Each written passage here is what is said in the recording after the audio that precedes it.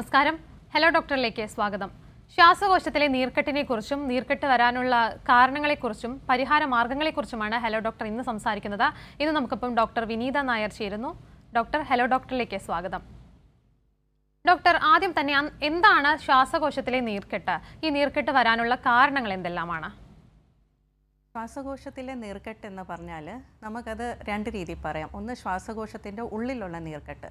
നമുക്കറിയാം ശ്വാസകോശത്തിൽ ഒരുപാട് നാളികളുണ്ട്. ഈ നാളികളിലാണ് വായു സഞ്ചരിക്കുന്നത്. ഇതിൻ്റെ അറ്റത്തുള്ള ചെറിയ ചെറിയ അറകളുണ്ട്. നമ്മൾ ആൽവിയോലാർ സാക്ക് എന്ന് പറയും. ഈ അറകളിൽ ഫ്ലൂയിഡ് വല്ലതും അക്യുമുലേറ്റ് ചെയ്യുകയാണെങ്കിൽ അത് നമുക്ക് നീർക്കെട്ട് എന്ന് പറയും. കാരണം ഈ അറകളിലാണ് ശരിക്കും ആൽവിയോലാർ സാക്കിലാണ് ഗ്യാസ് എക്സ്ചേഞ്ച് മെയിൻ ഫംഗ്ഷൻ നടക്കുന്നത്. അപ്പോൾ ഇതിനെ നമ്മൾ പൾമറി എഡിമ എന്നാണ് പറയുന്നത്. ഇതിന് പല പല കാരണങ്ങളുണ്ട്. മെയിനായിട്ടുള്ളത് നല്ല കടുത്ത ന്യൂമോണിയ വല്ലതും വരികയോ അല്ലെങ്കിൽ ഹാർട്ടിൻ്റെ അസുഖം, അങ്ങനെ നമ്മൾ യൂഷ്വലി അങ്ങനെ കാണാറില്ല. പിന്നെ ഉള്ളത് പ്ലൂറൽ എഫ്യൂഷൻ. നമ്മുടെ ശ്വാസകോശത്തിൻ്റെ ഒരു കവറിംഗ് ഉണ്ട്. അതിൽ രണ്ട് പാളികളുണ്ട്. ഒന്ന് ശ്വാസകോശത്തിന് ചേർന്നുള്ള പാളിയെ നമ്മൾ വിസ്റൽ പ്ലൂറ എന്ന് പറയും. പിന്നെ നെഞ്ചിന് ചേർന്നുള്ളത് പെറൈറ്റൽ പ്ലൂറ. ഈ വിസ്റൽ പ്ലൂറയും പെറൈറ്റൽ പ്ലൂറയുടെ ഇടയിൽ സാധാരണ രീതിയിൽ ഒരു 10 തൊട്ട് 15 ml വരെ ഫ്ലൂയിഡ് കാണാറുണ്ട്. ഈ രണ്ട് പാളികളെ അല്ലെങ്കിൽ ഈ പ്ലൂറേനെ തമ്മിൽ ഒരു ലൂബ്രിക്കേഷൻ ആയിട്ടാണ് ആക്ട് ചെയ്യുന്നത്. നമുക്കറിയാം ശ്വാസകോശം നമ്മൾ അകത്തോട്ട് ഇൻസ്പയർ ചെയ്യുമ്പോൾ, ശ്വാസം അകത്തോട്ട് എടുക്കുമ്പോൾ ശ്വാസകോശം വികസിക്കുകയും പുറത്തോട്ട് വിടുമ്പോൾ അത് ചുരുങ്ങുകയും ചെയ്യും. അപ്പോൾ ഈ ഒരു ഫംഗ്ഷനെ ലൂബ്രിക്കേറ്റ് ചെയ്യാനും നന്നായിട്ട് പ്രവർത്തിക്കാൻ വേണ്ടിയിട്ടാണ് ഈ ഫ്ലൂയിഡ് ഉള്ളത്. നമ്മൾ പ്ലൂറൽ ഫ്ലൂയിഡ് എന്ന് പറയും. എന്നാൽ ഈ ഒരു ഫ്ലൂയിഡ് അമിതമായിട്ട് കാണുകയും, അതായത് 15 ml കൂടുതൽ കാണുകയാണെങ്കിൽ ആ ഒരു അവസ്ഥേനെ നമ്മൾ പ്ലൂറൽ എഫ്യൂഷൻ അഥവാ ശ്വാസകോശത്തിൻ്റെ നീർക്കെട്ടായിട്ടാണ് പറയുന്നത്. ഈ പ്രധാനമായ കാരണങ്ങൾ എന്ന് ചോദിച്ചാൽ നമുക്കതും രണ്ടായിട്ട് തരംതിരിക്കാം. ഒന്ന് ശ്വാസകോശത്തിൻ്റെ ഉള്ളിലുള്ള കാരണം, രണ്ടാമത്തെ ശ്വാസകോശത്തിൻ്റെ പുറത്തുള്ള കാരണം. ശ്വാസകോശത്തിൻ്റെ ഉള്ളിലുള്ള കാരണത്തിൽ പ്രധാനമായിട്ട് നമ്മൾ കാണുന്നത് ന്യൂമോണിയ ആണ്. ഈ ന്യൂമോണിയ നമുക്ക് ബാക്ടീരിയൽ ന്യൂമോണിയ ആകാം, വൈറലോ ഫംഗലോ ന്യൂമോണിയ ആകാം. ഈ ന്യൂമോണിയ അങ്ങ് കടുത്തു പോവുകയാണെങ്കിൽ അത് കാരണം കുറച്ച് ഫ്ലൂയിഡ് അമിതമായിട്ട് നമുക്ക് ഈ ഒരു സ്പേസിൽ, അതായത് രണ്ട് പാളികളുടെ ഇടയിൽ കാണും. രണ്ടാമത്തെ അതിനെ നമ്മൾ പാരാന്യൂമോണിക് എഫ്യൂഷൻ എന്നാണ് പറയുന്നത്. രണ്ടാമത്തെ കാരണം ടി ബി ആണ് നമ്മൾ സാധാരണ രീതിയിൽ കൂടുതലായിട്ട് കണ്ടുവരുന്നത്. ടി ബി നമ്മളെ ശ്വാസകോശത്തിനെയും ബാധിക്കാം, ഈ രണ്ട് പാളികളുടെയും ബാധിക്കാം. നമ്മൾ പ്ലൂറൽ ടി ബി എന്നാണ് പറയുക. അതും നമുക്ക് ഈ വെള്ളം കെട്ടായിട്ടാണ് കണ്ടുവരുന്നത്.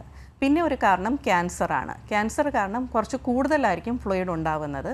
പിന്നെ വേറെ പല കാരണങ്ങളുണ്ട്, ഓട്ടോ ഇമ്മ്യൂൺ ഡിസീസസ്. ഞാൻ ജസ്റ്റ് പ്രധാനമായ കാരണങ്ങൾ മാത്രമേ പറഞ്ഞിട്ടുള്ളൂ. അതുപോലെ ശ്വാസകോശത്തിൻ്റെ പുറത്തുള്ള കാരണങ്ങൾ കാരണവും ഇതുപോലെ വെള്ളം കെട്ടുണ്ടാവാം. പ്രധാനമായിട്ട് ഹാർട്ടിൻ്റെ അസുഖമോ ലിവറിൻ്റെ അസുഖമോ, സിറോസിസ് ലിവറൊക്കെ വരികയാണെങ്കിലോ, അതോ കിഡ്നി ഫെയിലിയർ ആണെങ്കിലും അത് ഇതുപോലെ വെള്ളം കെട്ടായിട്ട് കണ്ടുവരാൻ സാധിക്കാം. അപ്പോൾ ഇതൊക്കെയാണ് പ്രധാനമായ ശ്വാസകോശത്തിൽ നീർക്കെട്ടുണ്ടാവാൻ കാരണങ്ങൾ. ഡോക്ടർ, മാത്രമല്ല ഈ ശ്വാസകോശത്തിൽ നീർക്കെട്ട് ഉണ്ടെന്ന് മനസ്സിലാക്കുന്നത് എങ്ങനെയാണ്? അതിൻ്റെ ലക്ഷണങ്ങൾ എന്തൊക്കെയാണ്? ഈ നീർക്കെട്ട് അഥവാ ഈ പ്ലൂറൽ എഫ്യൂഷൻ ഏത് പ്രായക്കാർക്കും വരാം. കുട്ടികൾ തൊട്ട് മുതിർന്നവരിൽ കാണാൻ പറ്റുന്ന ഒരു സാഹചര്യമാണ്. ലക്ഷണങ്ങൾ എന്ന് പറഞ്ഞാൽ അത് എന്ത് കാരണം കൊണ്ടുണ്ടായി അതിനനുസരിച്ചിരിക്കും. പ്രധാനമായിട്ട് ഈ ഞാൻ പറഞ്ഞതുപോലെ ഈ വെള്ളം കെട്ട് അമിതമായതായതുകൊണ്ട് ഈ ലങ്സിൻ്റെ ഫങ്ഷൻ പ്രോപ്പറായിട്ട് നടക്കത്തില്ല. ലങ്സിൻ്റെ ഫങ്ഷൻ പ്രോപ്പറായിട്ട് നടക്കാത്തത് കൊണ്ട് പ്രധാനമായിട്ട് ശ്വാസം മുട്ടലായിട്ട് തന്നെയാണ് ഇവർ നമ്മുടെ അടുത്ത് എത്തുന്നത്. കിതപ്പായിരിക്കും കൂടുതലായിട്ട്. ആദ്യം ചെറിയ രീതിയിൽ വെള്ളം കെട്ടാണെങ്കിൽ ചെറിയ രീതിയിലായിരിക്കും, അത് പിന്നെ കൂടി വന്ന് നമുക്ക് ഇരിക്കാനും നിൽക്കാനും പറ്റാത്ത രീതിയിൽ ശ്വാസം മുട്ടായിട്ടായിരിക്കും വരുന്നത്. രണ്ടാമത്തെ കാരണം ഈ ഒരു രണ്ട് പാളികളുടെ ഇടയിൽ വെള്ളം കെട്ടുന്നതുകൊണ്ട് അത് കുറച്ച് വലിയുമ്പോഴത്തേക്ക് ഒരു നെഞ്ച് വേദനയായിട്ട് പലർക്കും അനുഭവപ്പെടാം. പിന്നെ ന്യൂമോണിയ കാരണമാണ് ഈ വെള്ളം കെട്ടുണ്ടായെങ്കിൽ അതിൻ്റെ ലക്ഷണങ്ങൾ ചുമ, കഫക്കെട്ട്, പനി, ശ്വാസമുട്ടൽ അതൊക്കെ ആയിരിക്കും. ടി ബി കാരണമാണെങ്കിൽ വിട്ടുമാറാത്ത പനി, അമിതമായ ക്ഷീണം, തൂക്കം കുറയുന്നു. ക്യാൻസർ ആണെങ്കിലും ഭയങ്കരമായിട്ട് ക്ഷീണമായിരിക്കും, വിശപ്പില്ലായ്മ, വെയിറ്റ് ലോസ് ഒക്കെ വരും. പിന്നെ മറ്റുള്ള കാരണങ്ങൾ, ഇപ്പോൾ ഹാർട്ടിൻ്റെ അസുഖമോ കിഡ്നിയുടെ അസുഖമോ ലിവറിൻ്റെ അസുഖമാണെങ്കിൽ അതിൻ്റെ ലക്ഷണങ്ങൾ കാലിന് നീര്, മുഖത്ത് നീര്, അതൊക്കെ ആയിരിക്കും. പക്ഷേ പ്രധാനമായിട്ട് നമ്മുടെ അടുത്തൊരു രോഗി വരുന്നത് മിക്കവാറും ശ്വാസം മുട്ടലായിട്ടായിരിക്കും. വ്യക്തമാണ് ഡോക്ടർ. ഡോക്ടർ ഇപ്പോൾ സൂചിപ്പിച്ചല്ലോ ഏത് പ്രായക്കാർക്കും ശ്വാസകോശത്തിൽ നീർക്കെട്ട് വരാമെന്ന്. മാത്രമല്ല ഇത് ഗുരുതര രോഗങ്ങൾക്ക് കാരണമാകുമോ? തീർച്ചയായിട്ടും. ഇപ്പോൾ ന്യൂമോണിയ ആണെങ്കിൽ ആ ന്യൂമോണിയ നമ്മൾ കറക്റ്റായിട്ട് ചികിത്സിച്ചില്ലെങ്കിൽ അത് വെള്ളം കെട്ടിലോട്ട്, അത് ഞാൻ പറയുന്ന പോലെ പാരാന്യൂമോണിക് എഫ്യൂഷനിലോട്ട് മാറും. അത് നമ്മൾ വെച്ചുകൊണ്ടിരിക്കുകയാണെങ്കിൽ അത് ഗുരുതരമായിട്ടൊരു പസ്സിലോട്ട് പോകും. പഴുപ്പായിട്ട് കെട്ടും. പഴുപ്പായിട്ട് കെട്ടിയാൽ പിന്നെ അത് കൂടുതലായിട്ട് വന്നിട്ട് അത് പിന്നെ നേരെ അങ്ങ് ചിലപ്പോൾ റെസ്പിറേറ്ററി ഫെയിലിയറിലോട്ടായിരിക്കും പോകുന്നത്. അപ്പം നമുക്ക് ഒരു രോഗി ഇതുപോലെ ശ്വാസമുട്ടലായിട്ട് വന്നാൽ നമ്മൾ തീർച്ചയായിട്ടും അത് കണ്ടുപിടിക്കാൻ നമുക്ക് ഭയങ്കര എളുപ്പമാണ്. നമ്മളൊരു എക്സ്റേ എടുത്താൽ മതി. എക്സ്റേ എടുത്താൽ നമുക്കതിൽ ഫ്ലൂയിഡ് ഒരു മിനിമം ഒരു 200 ml ഉണ്ടെങ്കിൽ നമുക്കതൊരു വൈറ്റ് ഷേഡോ പോലെ നമുക്കത് കാണാൻ പറ്റും. ഒരു ഡോക്ടറിന് നമുക്ക് മനസ്സിലാകാൻ പറ്റും. അപ്പോൾ എക്സ്റേ എടുക്കുക. പിന്നെ നെക്സ്റ്റ് നമ്മൾ ബ്ലഡ് ടെസ്റ്റ് ചെയ്യണം. ബ്ലഡ് ടെസ്റ്റ് ചെയ്യാൻ നമുക്ക് പലതരമുണ്ട്. ഇപ്പം നമുക്ക് ബാക്ടീരിയൽ ന്യൂമോണിയ കാരണമാണെങ്കിൽ കൗണ്ടൊക്കെ കൂടുതലായിരിക്കും. ഇപ്പം ലിവറിൻ്റെ ഫെയിലിയർ ആണെങ്കിൽ അതിൻ്റെ ടെസ്റ്റ് നമുക്ക് ചെയ്താൽ അത് നമുക്ക് കണ്ടുപിടിക്കാൻ പറ്റും. പിന്നെ കിഡ്നിയുടെ ഫെയിലിയർ കൊണ്ടാണെങ്കിൽ അതുകൊണ്ട് കണ്ടുപിടിക്കാൻ പറ്റും. നെക്സ്റ്റ് നമ്മൾ ചെയ്യുന്നത് ഇപ്പം എഫ്യൂഷൻ ഉണ്ട്, നീർക്കെട്ടുണ്ട് എന്ന് മനസ്സിലാക്കിയാൽ നമ്മൾ അൾട്രാസൗണ്ട് ചെയ്യും. അൾട്രാസൗണ്ടിൽ നമുക്ക് കുറച്ച് വെള്ളം കിട്ടും, ഒരു 50 ml വരെയൊക്കെ ഉണ്ടെങ്കിലും നമുക്കത് ഡിറ്റക്ട് ചെയ്യാൻ പറ്റും. പിന്നെ നമ്മൾ അതിൽ നിന്ന് വെള്ളം കുത്തിയെടുക്കും. അൾട്രാസൗണ്ട് ഗൈഡഡ് ആയിട്ട് എവിടെയാണ് വെള്ളം എന്ന് നമ്മൾ മനസ്സിലാക്കിയിട്ട് അവിടെ ചെറുതായിട്ടൊരു മരവിപ്പിച്ചിട്ട് ഒരു നീഡിൽ വെച്ച് നമ്മൾ സിറിഞ്ച് വെച്ച് നമുക്ക് ആ വെള്ളം കുത്തിയെടുത്ത് അത് പരിശോധനയ്ക്ക് വിധേയമാക്കും. അതുമൂലം തന്നെ നമുക്ക് ഈ ബ്ലഡ് ടെസ്റ്റും മറ്റുള്ള ടെസ്റ്റുകളും ഈ ഒരു അനാലിസിസ് പ്ലൂറൽ ഫ്ലൂയിഡ് അനാലിസിസ് എന്ന് പറയുന്നത് ഇത് കാരണം ഒരു 60-70% നമുക്ക് എന്തുകൊണ്ടാണ് ഇത് ഉണ്ടായേ എന്ന് നമുക്ക് കണ്ടുപിടിക്കാൻ സാധിക്കും. പിന്നെ മറ്റുള്ള ഇപ്പം ഹാർട്ടിൻ്റെ അസുഖമാണെങ്കിൽ അതിൻ്റേതായ ടെസ്റ്റും കൂടെ ആ കൂട്ടത്തിൽ ചെയ്യും. ലിവറിൻ്റെ ടെസ്റ്റ് ചെയ്യും, കിഡ്നിയുടെ ടെസ്റ്റ് ചെയ്യും. അങ്ങനെ ബ്ലഡ് ടെസ്റ്റും എക്സ്റേയും അൾട്രാസൗണ്ടും വെച്ച് നമുക്ക് ഒരു 70% ആൾക്കാരിൽ എന്തുകൊണ്ടാണ് ഈ അവസ്ഥ ഉണ്ടായെന്ന് കണ്ടുപിടിച്ചിട്ട് അത് ചികിത്സിക്കാൻ പറ്റും. ഒരു പക്ഷേ നമുക്ക് ഈ ഒരു റിസൾട്ട് ഈ ഇത്രയും പരിശോധന ചെയ്തതിൽ എന്തുകൊണ്ടാണ് ഉണ്ടായേ എന്ന് കണ്ടുപിടിക്കാൻ പറ്റില്ലെങ്കിൽ നമുക്ക് പിന്നെ പ്ലൂറൽ ബയോപ്സി ചെയ്യാം. ഇപ്പോൾ എല്ലായിടത്തും മിക്ക സ്ഥലങ്ങളിലും ലഭ്യമാണ്. ഗവൺമെൻറ് സെക്ടറിലും തൊറാക്കോസ്കോപ്പി എന്ന് പറഞ്ഞ ഒരു ഇൻസ്ട്രുമെൻറ്റ് വെച്ച് നമുക്കൊരു ട്യൂബ് പോലെ ഒരു ഇൻസ്ട്രുമെൻറ്റ് ഈ 2 പാളികളുടെ ഇടയിൽ ആ പ്ലൂറൽ സ്പേസിൽ ഇട്ടിട്ട് നമുക്ക് ആ ഒരു ഏരിയ ആദ്യം നമ്മൾ ആ ഫ്ലൂയിഡ് മൊത്തം എടുത്തതിന് ശേഷം ആ ഏരിയ നമുക്ക് നോക്കാൻ പറ്റും. എവിടെയെങ്കിലും നമ്മൾ അബ്നോർമാലിറ്റിയോ എന്തെങ്കിലും പ്രശ്നമുള്ള സ്ഥലം എന്ന് കണ്ടാൽ അവിടെ നിന്ന് നമ്മൾ ബയോപ്സി എടുത്തിട്ട് അത് നമ്മൾ പരിശോധനയ്ക്ക് വിധേയമാക്കണം. അപ്പം മറ്റുള്ള ഇപ്പോൾ ഇത്രയും ടെസ്റ്റ് ചെയ്തതിൽ കണ്ടുപിടിക്കാൻ പറ്റില്ലെങ്കിൽ ഒരു പക്ഷേ ഈ പ്ലൂറൽ ബയോപ്സി വെച്ച് നമുക്ക് എന്തുകൊണ്ടാണ് ഈ അസുഖം ഉണ്ടായേ എന്ന് കണ്ടുപിടിക്കാൻ സാധിക്കും. വ്യക്തമാണ് ഡോക്ടർ നമുക്കിപ്പോൾ ഒരു പ്രേക്ഷക കൂടി ചേരുന്നുണ്ട്. കോട്ടയത്ത് നിന്നും ത്രേസ്യാമ്മയാണ്. ത്രേസ്യാമ്മ ഡോക്ടറോട് ചോദിച്ചോളൂ. കേൾക്കാം, ചോദിച്ചോളൂ. ഹലോ ഡോക്ടർ, എനിക്ക് 64 വയസ്സുണ്ട്. നടക്കുമ്പോഴും കിതപ്പ്, കയറ്റമൊന്നും കയറത്തില്ല, കിതപ്പുണ്ട്, കഫക്കെട്ടും ഉണ്ട്. മരുന്നൊക്കെ കഴിച്ചിട്ട് കുറയുന്നൊന്നുമില്ല. നല്ലതുപോലെ കിതപ്പുണ്ട്, പിന്നെ ചുമ. 64 വയസ്സുണ്ട്. അപ്പം പണ്ടേ ശ്വാസം മുട്ട് വരുന്ന ഷുഗറും ഉള്ളതാണ്. എന്തോ ഷുഗറിന് മരുന്ന് കഴിക്കുന്നുണ്ട്. ഷുഗറിൻ്റെ മരുന്ന് കഴിക്കുന്നത്. അതെ, പണ്ടേ ശ്വാസം മുട്ടുള്ളതാണോ? അലർജിയുടെ തുമ്മലോ ശ്വാസം മുട്ടോ പണ്ടേ ഉള്ളതാണോ? അല്ല, പണ്ടേ ഒന്നുമില്ല. ഇപ്പൊ ഒരു 2 കൊല്ലത്തോളമായി. 2 കൊല്ലത്തോളമായി. അത് ശരി. അപ്പൊ ശ്വാസം മുട്ടൽ എന്ന് പറയുമ്പോൾ മരുന്ന് കഴിക്കുന്നുണ്ട്, ഗുളിക, പക്ഷെ അത് കുറയുന്നില്ല. ബിപിയുടെ ഗുളിക കഫക്കെട്ടും നല്ലോണം ഉണ്ട്. ശരി. അപ്പോൾ ഈ ഒരു പ്രായത്തിൽ ഇതുപോലെ ഒരു കിതപ്പ് വരുന്നുണ്ടെങ്കിൽ അത് ഏതെങ്കിലും ഡോക്ടറിനെ സമീപിച്ച് എക്സ്റേ എടുക്കുവോ എന്തെങ്കിലും ചെയ്തിട്ടുണ്ടോ? എക്സ്റേ എടുത്തിട്ടില്ല. അപ്പം നമുക്ക് അത് ആദ്യം നോക്കണം. കാരണം ഈ കിതപ്പ് എന്ന് പറഞ്ഞാൽ അത് പല കാരണങ്ങൾ കൊണ്ടാകാം. ഹാർട്ടിൻ്റെ അസുഖം കൊണ്ടുമാകാം, ആൽബുമിൻ്റെ കുറവ് കൊണ്ടോ, അങ്ങനെ പല കാരണം. അതിൽ ശ്വാസം മുട്ടിന് വേറെ ഒരു ഈ 64 വയസ്സിൽ ഇതുപോലെ കിതപ്പൊക്കെ വരുന്നതിന് നമ്മൾ വേറെ ഒരു COPD എന്ന് പറഞ്ഞൊരു അസുഖം കൂടെ പറയാറുണ്ട്. അതിലും ഇതുപോലെ നമുക്ക് ശ്വാസം മുട്ടലും ചുമയും കൂടെ ചുമ വരിക, കിതപ്പ് വരിക, അതൊക്കെ ഇതിൻ്റെ ലക്ഷണങ്ങളാണ്. അപ്പം അത് നമുക്ക് അതാണോ എന്നറിയണമെങ്കിൽ നമ്മൾ ഡോക്ടറെ സമീപിച്ച് എക്സ്റേ എടുക്കണം. അതുകൂടാതെ ഒരു ടെസ്റ്റ് ഉണ്ട്, നമ്മൾ പൾമറി ഫങ്ഷൻ ടെസ്റ്റ് എന്ന് പറയും. ആ ഒരു ടെസ്റ്റ് എല്ലാം ഗവൺമെൻറ് സെക്ടറിലും എല്ലായിടത്തും ലഭ്യമാണ്. നമുക്കത് പോയി ചെയ്താൽ ശ്വാസം മുട്ടൽ ഉണ്ടോ ഇല്ലയോ, ഉണ്ടെങ്കിൽ എത്ര ശതമാനം ഉണ്ട് എന്ന് നമുക്ക് മനസ്സിലാക്കിയിട്ട് അതിനുള്ള ട്രീറ്റ്മെൻറ്റ് നമുക്ക് ചെയ്യാൻ പറ്റും. ചിലപ്പം ഗുളിക മാത്രമല്ലായിരിക്കും, നമുക്ക് ഇൻഹേലറും കൂടെ വേണ്ടി വരുമായിരിക്കും. അത് കൃത്യമായ പരിശോധന ചെയ്താലേ നമുക്ക് എന്തുകൊണ്ടാണ് ഈ ശ്വാസം മുട്ട് ഉണ്ടായേ എന്ന് കണ്ടുപിടിച്ചിട്ട് ചികിത്സിക്കാൻ പറ്റും. പ്രേക്ഷകർക്ക് വ്യക്തമായെന്ന് വിശ്വസിക്കുന്നു. ഡോക്ടർ, മറ്റൊരു സംശയം എന്തെന്നാൽ ഈ ശ്വാസകോശത്തെ ഇത് തകരാറിലാക്കുന്നത് എപ്പോഴാണ്? ഈ ശ്വാസകോശത്തിലെ നീർക്കെട്ട് ഈ കൃത്യസമയത്ത് ചികിത്സ തേടിയില്ലെങ്കിലുള്ള പ്രശ്നങ്ങൾ എന്തെല്ലാമാണ്? ഇതിൽ നമുക്കിപ്പം നീർക്കെട്ട് എത്ര എമൗണ്ട് ആണെന്ന് പോലെ ഇരിക്കും. ഇപ്പോൾ ശരിക്കും പറഞ്ഞാൽ ആരംഭത്തിലാണ് ഒരു 50 ml 60 ml ഒക്കെ ഉള്ളൂ. അങ്ങനെയാണെങ്കിൽ നമുക്ക് ശരിക്കും പറഞ്ഞാൽ ആ ഒരു രോഗം എന്തുകൊണ്ട് ഇതുണ്ടായെന്ന് ചികിത്സിച്ചാൽ നമുക്കത് പൂർണ്ണമായിട്ട് നമുക്ക് ഭേദമാക്കാൻ പറ്റും. ഇപ്പം മറ്റുള്ള അസുഖങ്ങൾ കൊണ്ട് കൂടുതലാണെങ്കിൽ ഒരു പക്ഷേ 200 ml 300 ml കൂടുതലുണ്ടെങ്കിൽ നമ്മളൊരു ഡയഗ്നോസ്റ്റിക് ടാപ്പിംഗ് എന്ന് പറഞ്ഞ് ചെയ്യും. അതായത് പ്ലൂറൽ ഫ്ലൂയിഡിനെ നമ്മൾ അൾട്രാസൗണ്ട് ചെയ്തിട്ട് അത് പരിശോധനയ്ക്ക് വിധേയമാക്കും. അതിൽ നമുക്ക് എന്തുകൊണ്ടാണെന്ന് കണ്ടുപിടിച്ചിട്ട് അത് ചികിത്സിച്ചാൽ അവിടെ ഓക്കെയാണ്. ഒരു പക്ഷേ ഇതിൽ കൂടുതലാണെങ്കിലോ ഒരുപാട് കൂടുതലാണെങ്കിൽ നമ്മൾ പിന്നെ തെറാപ്യൂട്ടിക് ടാപ്പിങ്ങിലോട്ട്, അതായത് നമ്മൾ വെള്ളം അങ്ങ് മാക്സിമം കൂടുതൽ വെള്ളം കൂടുമ്പോഴത്തേക്കും ശ്വാസകോശത്തിൻ്റെ പ്രവർത്തനത്തിനെ അത് ബാധിക്കാൻ തുടങ്ങും. നമുക്ക് ശ്വാസം മുട്ടലായിട്ട് അനുഭവപ്പെടും. കുറച്ചും കൂടെ കഴിയുമ്പോൾ അത് ഓക്സിജൻ്റെ ലെവലിൽ എഫക്റ്റ് ചെയ്യാൻ തുടങ്ങും.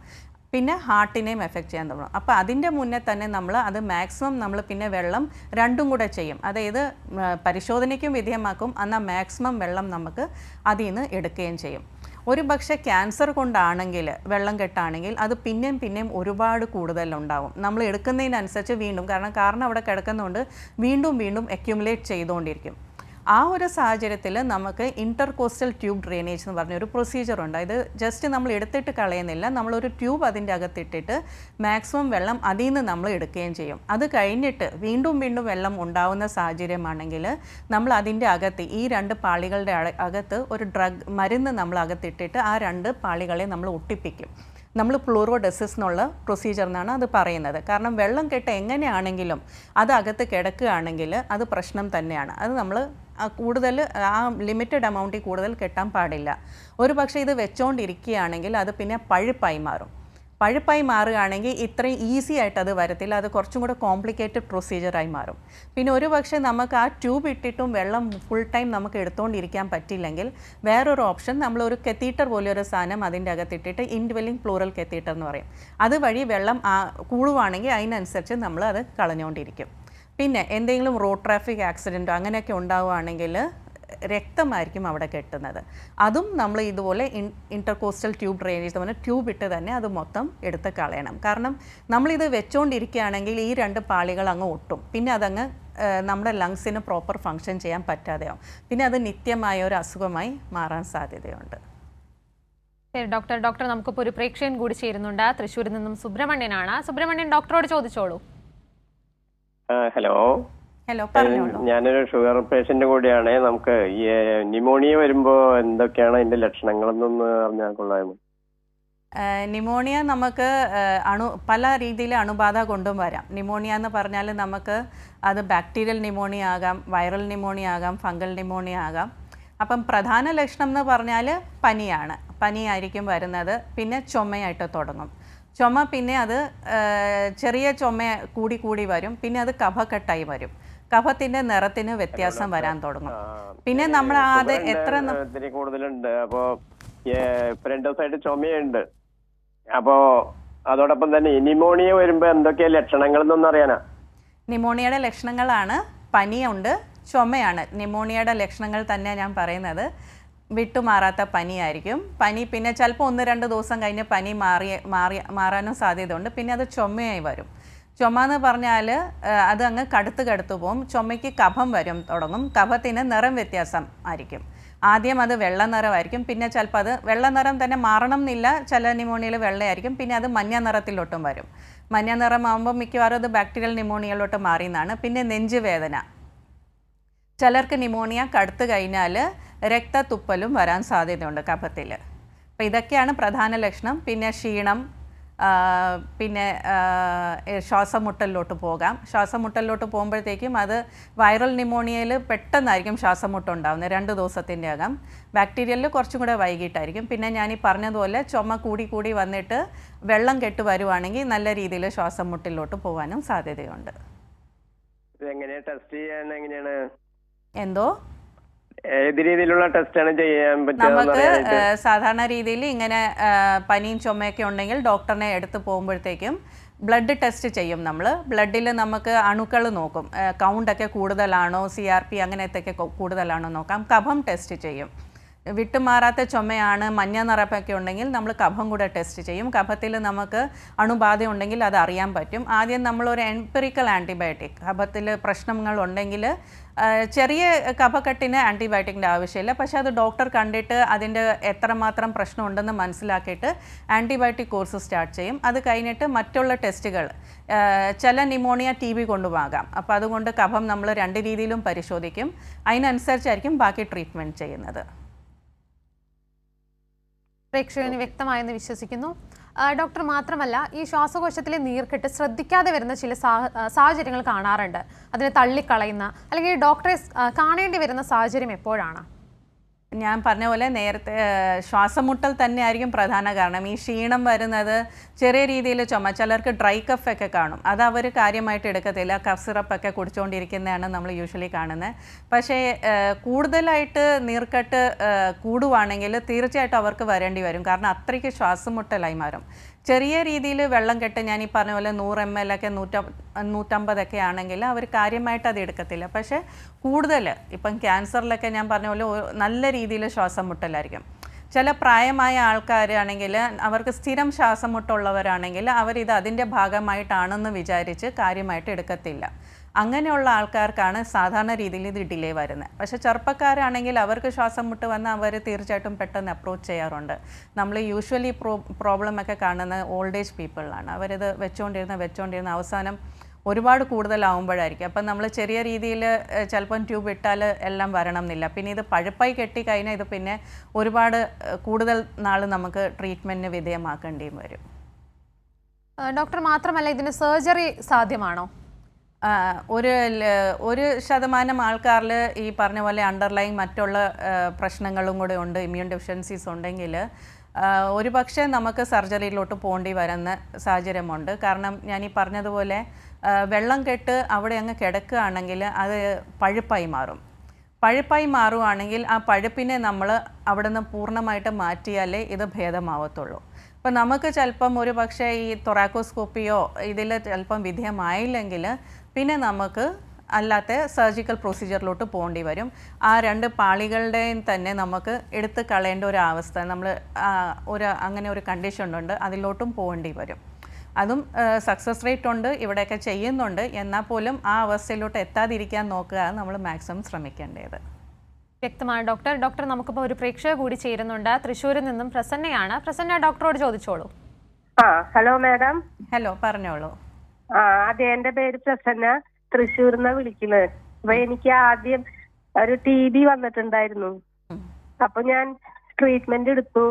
അത് കഴിഞ്ഞ് കഫക്കെട്ടും ചുമയൊന്നും അങ്ങോട്ട് വിട്ടുമാറണില്ല, ശരീരം അങ്ങനെ ക്ഷീണിക്കുക. അങ്ങനെ ഇപ്പോ മെഡിക്കൽ കോളേജില് പോയി. ഇപ്പൊ 6 മാസത്തോളമായി അവിടെ ട്രീറ്റ്മെന്റ്. അപ്പൊ ഇപ്പൊ ഭയങ്കര കിതപ്പ്, പിന്നെ നെഞ്ഞത്ത് വേദന, ചുമയ്ക്കുമ്പോഴൊക്കെ ഇവിടെ നെഞ്ഞത്തൊക്കെ ആകെ വേദന, പിടിച്ചു വലി, അധികം നടക്കാനും പറ്റില്ല. സംസാരിക്കുമ്പോ ഇപ്പൊ മാഡത്തിനോട് സംസാരിക്കുമ്പോഴും എനിക്ക് ഭയങ്കര ബുദ്ധിമുട്ടുണ്ട്. അപ്പൊ ഡോക്ടർ എല്ലാ ടെസ്റ്റുകളും ചെയ്തു, ബ്രോങ്കോസ്കോപ്പി ചെയ്തു. അപ്പൊ അതില് വൈറസോ ഒന്നും ഇല്ല എന്നാണ് പറഞ്ഞത്. പക്ഷെ ഡോക്ടർ പറയണത് ഈ TB വന്നതിന് ശേഷം ലങ്സിന്റെ ഒരു 3/4 ഭാഗത്തോളം പിന്നെ കേടുവന്നു പോയി എന്നാ പറയുന്നത്. കുറച്ച് ഭാഗമേ ഉള്ളൂ, അതുകൊണ്ടാണ് ഇപ്പൊ ബ്രീത്തിങ് എടുക്കണേന്ന് പറഞ്ഞു. അപ്പൊ നീ ഡോക്ടർ പറയണു വേറെ ഒന്നും ചെയ്യാൻ ഇല്ല എന്നാണ് പറയണത്. അതാണ് മാഡം. അത് അങ്ങനെ ഉണ്ട് എന്ന് വെച്ചാൽ TB വരുമ്പോൾ, ശ്വാസകോശത്തിനെ ബാധിക്കുമ്പോൾ അതിൻ്റെ കറക്റ്റായിട്ട് നമ്മൾ പറഞ്ഞ ആരംഭത്തിലാണ് ഫുൾ ട്രീറ്റ്മെൻറ്റ് ഉണ്ടെങ്കിലും അത് ചിലപ്പം പൂർണ്ണമായിട്ട് കംപ്ലീറ്റ് ലങ്സിൻ്റെ ഫങ്ഷൻ തിരിച്ച് കിട്ടാതെ ആവാൻ സാധ്യതയുണ്ട്. നമ്മളിപ്പം തൊലിപ്പുറത്ത് നമുക്കൊരു മുറിവ് വന്നാൽ നമ്മളത് പൂർണ്ണമായിട്ട് പഴയ പോലെ സ്കിൻ വരും. പക്ഷേങ്കിൽ ശ്വാസകോശം എന്ന് പറഞ്ഞാൽ അത് ചിലപ്പോൾ ഹീൽ ചെയ്യുന്ന കുറച്ച് നൂല് പോലെ ഉള്ള രീതിയിലായിരിക്കും. അത് നമ്മൾ ഫൈബ്രോസിസ് എന്ന് പറയും. കംപ്ലീറ്റ് TB ക്യൂർ ആയെങ്കിലും ആ ഒരു ഭാഗം കുറച്ച് ഫൈബ്രോസ്ഡ് ആയി പോയി എന്നാണ് നമ്മളത് നമ്മുടെ ടെക്നിക്കൽ ടേം നമ്മൾ യൂസ് ചെയ്യുന്നത്. എന്ന് വെച്ചാൽ അത് പൂർണ്ണമായിട്ട് നമുക്ക് ആ ശ്വാസകോശത്തിൻ്റെ പ്രവർത്തനം ആ ഒരു ഭാഗത്ത് ചിലപ്പം കിട്ടാതെയാവും. നമ്മൾ ഫൈബ്രോസിസ് പിന്നെ ബ്രോങ്കെക്ടസിസ് എന്ന് പറയും. അവിടെ കുറച്ച് കേടുകൾ ശ്വാസകോശത്തിൻ്റെ നോർമൽ സ്ട്രക്ചർ മാറിയിട്ട് കുറച്ച് കേടുകൾ അവിടെ വരും. അപ്പം നിങ്ങളുടെ ഇതിൽ ആ ഒരു സംഭവം സംഭവിച്ചിട്ടുണ്ടെന്നാണ് എനിക്ക് മനസ്സിലായത്. കറക്റ്റായിട്ട് എക്സ്റേ ഒക്കെ കണ്ടാലേ മനസ്സിലാവുള്ളൂ. അപ്പം അങ്ങനത്തെ ഒരു കണ്ടീഷനിൽ ശരിയാണ് കുറച്ച് കഫക്കെട്ട്, ചുമയും കഫക്കെട്ട് വരാൻ സാധ്യതയുണ്ട്. നമ്മൾ ശ്രദ്ധിക്കേണ്ടതെന്ന് പറഞ്ഞാൽ ആ കഫം മഞ്ഞ നിറം ആവാതിരിക്കാൻ നോക്കണം. കാരണം അത് ഇൻഫെക്ഷൻ ആയി എന്നാണ് അതിൻ്റെ അർത്ഥം. പിന്നെ ട്രീറ്റ്മെൻറ്റ് അല്ലാതെ ഇൻഹേലർ ട്രീറ്റ്മെൻറ്റോ പിന്നെ നമുക്ക് ഫിസിയോതെറാപ്പി, ചെസ്റ്റ് ഫിസിയോതെറാപ്പി ചെയ്യുക, അങ്ങനത്തെ കുറച്ച് കാര്യങ്ങളൊക്കെ ചെയ്തിട്ട് നമുക്ക് മാക്സിമം നല്ല രീതിയിൽ പോകാൻ പറ്റും. ശ്വാസം മുട്ട് കുറയ്ക്കാനും അല്ലാത്ത രീതിയിൽ കഫക്കെട്ട് കെട്ടാതിരിക്കാനും ആ ഒരു കണ്ടീഷനിലോട്ട്. ഇപ്പം നമുക്ക് ഒരു ഷുഗറിൻ്റെ അസുഖം വന്നെന്ന് വെച്ചാൽ നമുക്ക് അത് പൂർണ്ണമായിട്ട് പഴയ പോലെ ആവത്തില്ലല്ലോ. ഷുഗർ കാണും, നമ്മൾ കൺട്രോൾ ചെയ്ത് പോവുമല്ലേ ചെയ്യുന്നത്. അതുപോലെ നമുക്കൊരു അസുഖം വന്നു, അതിൻ്റെ കുറച്ച് കേടുകൾ അവിടെയുണ്ട്. അപ്പോൾ അതിൽ നമുക്ക് മാക്സിമം എന്ത് ചെയ്യാൻ പറ്റുന്നോ അതിനനുസരിച്ചുള്ള ചികിത്സാ രീതി സ്വീകരിച്ച് മുന്നോട്ട് പോവുക എന്നേ പറയാൻ പറ്റുള്ളൂ. പ്രേക്ഷകർക്ക് വ്യക്തമായെന്ന് വിശ്വസിക്കുന്നു. ഡോക്ടർ, മാത്രമല്ല ഈ സ്വയം ചികിത്സ എന്നൊരു സംഭവം കണ്ടുവരുന്നുണ്ട് പൊതുവെ, അതിനെക്കുറിച്ചുകൂടി ഒന്ന് പറയാമോ? അതിനെക്കുറിച്ചൊരു അവബോധം. അത് ഈ ഒരു പ്ലൂറൽ എഫ്യൂഷനിൽ അത് തന്നെയാണ് ഞാൻ പറയാൻ ഉദ്ദേശിച്ചത്. നമ്മളിത് വെച്ചുകൊണ്ടിരുന്നാൽ ഈ ടി ബിയുടെ അസുഖം, നമ്മൾ ഇപ്പം ചുമ വിട്ടുമാറാത്ത ചുമ 2 ആഴ്ച ആയിട്ടുണ്ടെങ്കിൽ നമ്മൾ പോയി ട്രീറ്റ്മെൻറ്റ് എടുത്താൽ ഈ ഒരു ഇത്രയും ഇതിലോട്ട് പോകത്തില്ല. അപ്പം നമ്മളത് വെച്ചുകൊണ്ടിരിക്കുന്നു, കഫ് സിറപ്പ് കുടിക്കുന്നു. ഇപ്പം പിന്നെ കഫ് സിറപ്പിനെ കുറച്ച് സ്കെയർ ഉള്ളതുകൊണ്ട് ആൾക്കാർ ആദ്യമേ എത്തുന്നുണ്ട്. അത് കുറച്ചൊക്കെ അവോയ്ഡൻസ് വന്നിട്ടുണ്ട്. അല്ലെങ്കിൽ നമ്മൾ ഈ കാണുന്ന ഈ ചുമയും ഈ ക്ഷീണം ഇതൊക്കെ നമ്മൾ കാര്യമായിട്ട് എടുക്കാതിരിക്കുമ്പോഴാണ് നമ്മൾ ഈ ഇത്രയും പ്രശ്നങ്ങളിലോട്ട് പോകുന്നത്. ഇപ്പം പ്ലൂറൽ എഫ്യൂഷൻ തന്നെ നമുക്ക് എന്താ അസുഖം എന്ന് കണ്ടുപിടിച്ച് ആ അസുഖത്തിനെ ചികിത്സിക്കുകയാണെങ്കിൽ ഒരു പ്രശ്നമില്ലാതെ മുന്നോട്ട് പോകാൻ പറ്റും. ന്യൂമോണിയ കാരണമാണെങ്കിൽ അതിൻ്റെ ആൻറ്റിബയോട്ടിക് കഴിക്കുക. ടി ബി കാരണമാണെങ്കിൽ നമുക്ക് ഗവൺമെൻറ് സെക്ടറിൽ തന്നെ 6 മാസത്തെ മെഡിസിൻ ഫ്രീ ആയിട്ട് അവൈലബിളാണ്. സ്റ്റാർട്ടിങ് പീരീഡിൽ തന്നെ ടി ബി കൊണ്ടാണ് ഉണ്ടായതെന്ന് പറഞ്ഞ് നമ്മൾ 6 മാസത്തെ മരുന്ന് കഴിക്കുകയാണെങ്കിൽ പൂർണ്ണമായിട്ട് അത് ഭേദപ്പെടാൻ പറ്റും. പിന്നെ ക്യാൻസർ മൂലമാണെങ്കിൽ ഞാൻ പറഞ്ഞു പലതരം ട്രീറ്റ്മെൻറ്റൊക്കെ ഇപ്പോൾ അവൈലബിൾ ആണ്. മറ്റുള്ള അസുഖങ്ങൾ കൊണ്ടാണ്, ലിവറാണ്, കിഡ്നിയുടെ ആണെങ്കിൽ നമ്മൾ ആ അസുഖത്തിനെ ട്രീറ്റ് ചെയ്താൽ തന്നെ നമുക്കിത് പൂർണ്ണമായിട്ട് നമ്മുടെ ലങ് ഫങ്ഷൻ തിരിച്ചെടുക്കാൻ പറ്റുന്നൊരു അവസ്ഥ തന്നെയാണ് പ്ലൂറൽ എഫ്യൂഷൻ. അതുപോലെ തന്നെ മറ്റുള്ള അസുഖങ്ങളാണെങ്കിലും നമുക്ക് ഒരു പ്രശ്നമുണ്ടെങ്കിൽ അത് ഡോക്ടറിനെ സമീപിച്ചിട്ട് ഡോക്ടറിൻ്റെ നിർദ്ദേശപ്രകാരമാണ് നമ്മൾ ചികിത്സ എടുക്കുന്നതെങ്കിൽ അത് ഗുരുതര അവസ്ഥയിലോട്ട് എത്താതിരിക്കാൻ നമുക്ക് സാധിക്കും.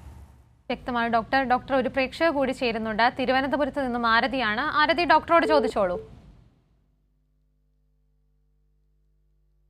ഓക്കെ, കോളറിലേക്ക് തിരികെ എത്താം. ഡോക്ടർ, മാത്രമല്ല ഈ പുകവലി മുതലായ ഈ പുകയില തുടങ്ങിയ ലഹരി പദാർത്ഥങ്ങളുടെ ഉപയോഗം ഇതിന് മറ്റൊരു അപകട സാധ്യതയിലേക്ക് നയിക്കാനുള്ള കാരണം തന്നെയല്ലേ? തീർച്ചയായിട്ടും. ഈ സ്മോക്കിംഗ് എന്ന് പറഞ്ഞാൽ അത് ലങ്സിനെ മാത്രമല്ല ബോഡീൻ്റെ ഏകദേശം എല്ലാ ഭാഗങ്ങൾക്ക് അത് എഫക്റ്റ് ചെയ്യുന്നുണ്ട്.